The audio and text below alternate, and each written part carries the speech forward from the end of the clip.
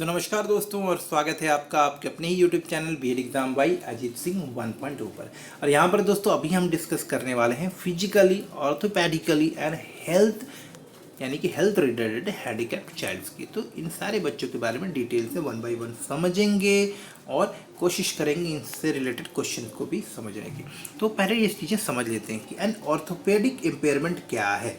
सबसे पहले समझने की कोशिश करते हैं। देखिए, एन ऑर्थोपेडिक, माफ करिएगा, an orthopedic impairment is defined as a bone joint muscle related disability that is so severe that it negatively affects child's educational performance. For example, impairments such as amputations and fracture can impact attendance, making it harder for kids to keep up with academic progress और academic activities. देखिए, यहाँ पे समझने की कोशिश करना पड़ेगा कि अगर कोई पर्सन या कोई चाइल्ड जो है ऑर्थोपेडिक इम्पेयरमेंट से सफ़र कर रहा है तो ये क्या हो सकता है। अगर किसी बच्चे में बोन में, उसके जॉइंट्स में या मसल रिलेटेड कोई डिसेबिलिटी है और वो कुछ इस डिग्री तक है, वो इतना सीवियर है कि वो बच्चे की जो एजुकेशनल परफॉर्मेंस है उसको नेगेटिवली इम्पैक्ट कर रहा है, तो हम कह सकते हैं कि दैट पर्सन और दैट स्टूडेंट और that child is orthopaedically impaired. For example, impairment such as amputation, fractures. अब किसी के पैर कट गए हों, किसी का पैर टूट गया हो, सिर्फ पैर की बात नहीं, किसी भी शरीर का अगर अंग कट जाता है उसे एम्प्यूटेशन बोलते हैं। कोई फ्रैक्चर हो गया हो या कुछ भी ऐसा जिसकी वजह से बच्चे को शायद स्कूल जाना मुश्किल हो या बिल्कुल जा ही ना पाए, या बच्चे को रेगुलर स्कूल जाने में प्रॉब्लम, ऐसी कोई भी सिचुएशन अगर आपकी किसी फिजिकल पार्ट की वजह से, बॉडीली पार्ट की वजह से अगर हो रहा है तो that situation is called orthopaedic impairment. Other impairments that have accompanying brain involvement such as birth trauma and cerebral palsy may lead to learning difficulty resulting from sensory and cognitive issues। तो यहाँ पर ये समझना पड़ेगा, ये important point है।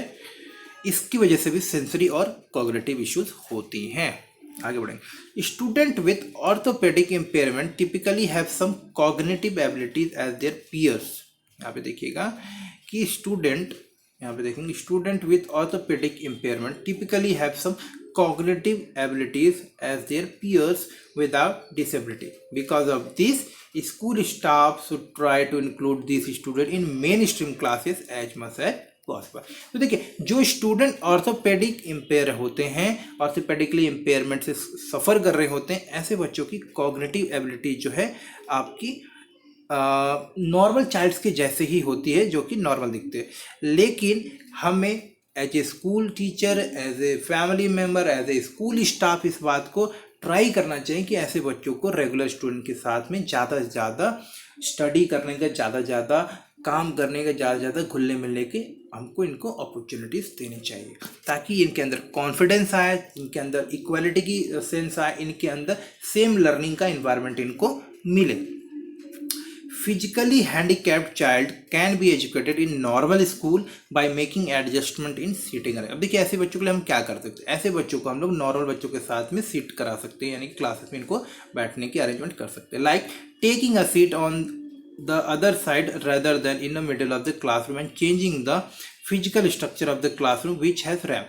अब देखिए, क्योंकि ये बच्चा ठीक से चल नहीं पाएगा शायद, या फिर लिखने पढ़ने में प्रॉब्लम होगी, इस तरह के जो बॉडी से रिलेटेड डिसेबिलिटी की वजह से अगर बच्चा नहीं आ जा पा रहा है स्कूल में, तो हमें उसके हिसाब से प्रॉपर अरेंजमेंट करनी चाहिए। हमें चाहिए कि ऐसे बच्चों को हम अलाउ करें कि ये जो क्लासरूम के लास्ट, यानी कि जो दोनों एंड पे कॉर्नर्स होती है, यानी कि जो बेंच की रो होती है या कॉलम्स होती है, उसमें साइड वाली सीट पे बैठे, ताकि उनको ढेर सारा चलना ना पड़े, ढेर सारा उनको डिफिकल्टी ना हो निकलने में, बैठने में और बाहर जाने में।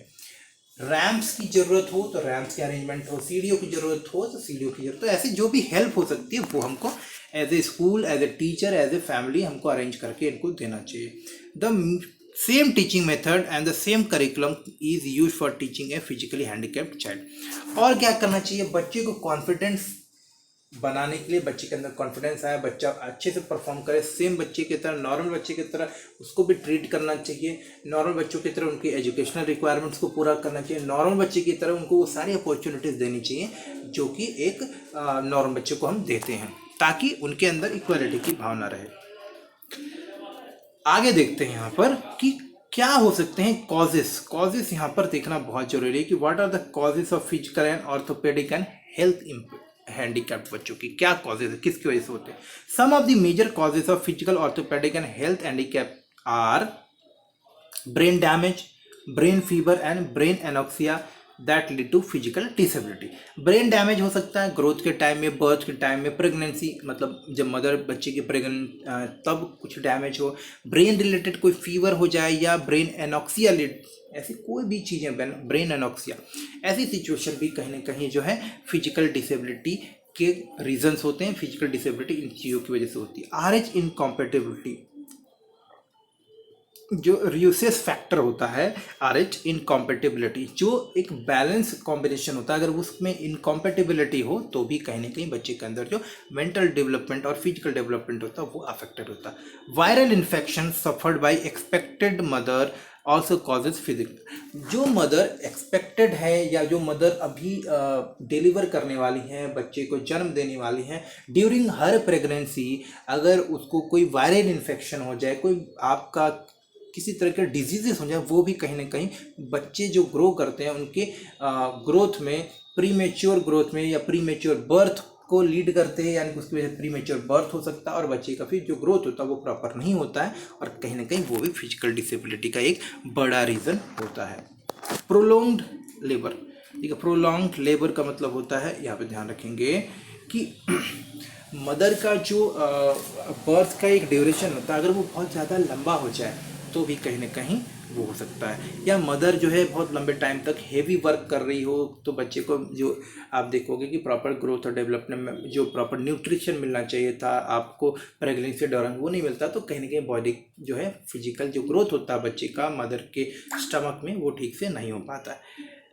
लीड पॉइजनिंग, देखिए लीड पॉइजनिंग की वजह से भी कहीं ना कहीं अगर किसी भी तरह से लीड पॉइजनिंग का केस दिखता है प्रेग्नेंट मदर के साथ में या बच्चे के साथ में, तो वो भी कहीं ना कहीं फिजिकल डिसेबिलिटी का बहुत बड़ा रीजन। एक्सीडेंट में cause damage to brain leading to neurological disorder, polio एक रीजन हो सकता है। Burns injuries are the significant causes as per NSSO 1991 for Indian society. Indian society में आप देखोगे बर्न्स एंड इंजरीज भी बहुत बड़े रीजन्स हैं आपके जो हैंडीकैप्ड होते हैं बच्चे उनके।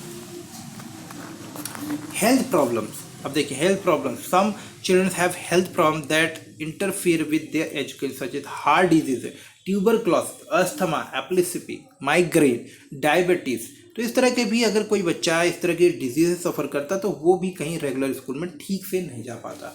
तो इस तरह के बहुत सारे सिचुएशन हैं, तो इस तरह के बच्चों को हम लोग जो है देख सकते हैं, इनको हम लोग आइडेंटिफाई कर सकते हैं। अब क्या किया जा सकता है, रेमेडियल मेजर्स क्या हो सकते हैं ऐसे बच्चों को टीच करने के लिए, इनको भी इक्वल एजुकेशनल अपॉर्चुनिटी मिले, हम क्या कर सकते हैं।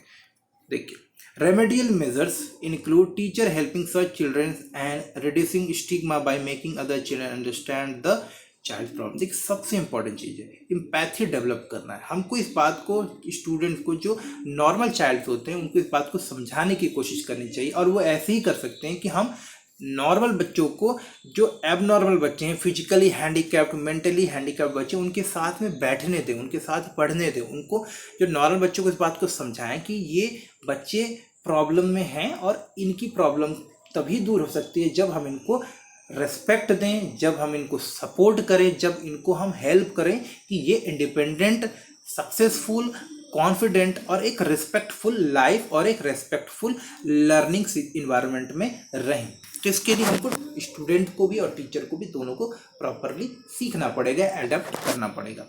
The teacher also need to take precautionary measure during convulsion that child suffer. देखिए टीचर की भी बड़ी रिस्पॉन्सिबिलिटी होती है। As a teacher we should understand कि एक चाइल्ड जो है किसी प्रकार के भी अगर ऑर्थोपेडिक हैंडीकैप्ड है, मेंटली हैंडीकैप्ड है या फिजिकली हैंडीकैप्ड है, तो उसकी जो प्रॉब्लम्स है उसको हमको समझना चाहिए।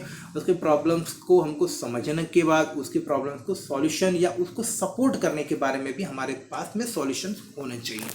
एकोमोडेशन, देखिए student with orthopaedic impairment will have different physical challenges, therefore they require different accommodation. In order for a student to access general curriculum, the student may require following adjustment and accommodation.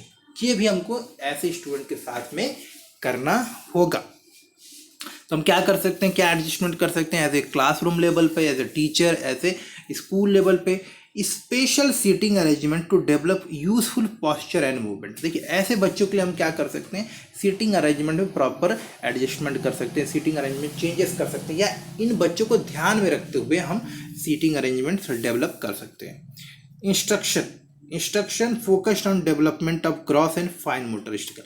क्योंकि ऐसे बच्चों के gross और fine motor skill properly develop नहीं होते हैं, तो हमको पूरा जोर देते हुए, ध्यान देते हुए ऐसे बच्चों के जो ग्रॉस और फाइन मोटर स्किल्स होते हैं उनको भी डेवलप करने की कोशिश करें। Securing suitable augmented communication and other assistive devices. ऐसे बच्चों को हम लोग को जो सपोर्टिंग या ऐसे इक्विपमेंट जो इनको मदद करें इनके इम्पेयरमेंट को ओवरकम करने में उसकी हेल्प करे। जैसे कोई हियरिंग इम्पेयर्ड है तो उसे हियरिंग एड दे दे, कोई ऑडियो इम्पेयर्ड है तो उसे सुनने के लिए ऑडियो इम्पेयरमेंट हुआ तो हियरिंग इम्पेयर्ड ही है। कोई स्पीच डिसऑर्डर से रिलेटेड तो ऐसे किड्स या ऐसे ट्रेनिंग या ऐसा कोई गाइडेंस मिल जाए जिससे कि उनकी speech related, communication related disorder दूर हो जाए। तो मतलब हेल्प भी करना है हमको। Awareness of medical condition and its affect on the student such as getting tired quickly. हमको इस बात से अवेयर भी होना चाहिए कि ऐसे बच्चे की क्या कैरेक्टरिस्टिक्स होती है, क्या बिहेवियर्स होती है, जैसे कि ये बच्चे जल्दी थक जाते हैं, ऐसे बच्चे जल्दी हैवी वर्क नहीं करते, ज़्यादा देर तक हैवी वर्क नहीं कर सकते। इन सारी चीज़ों से एक टीचर को, एक फैमिली मेम्बर को, एक सोसाइटी मेम्बर को अवेयर होना चाहिए। और अगर हम अवेयर होंगे तो कहीं ना कहीं इन बच्चों को प्रॉपरली सपोर्ट कर सकते हैं, प्रॉपरली इनको हेल्प कर सकते हैं कंप्लीटली इनके होलिस्टिक डेवलपमेंट में। अब देखेंगे हम लोग इमोशनल डिस्टर्ब चाइल्ड।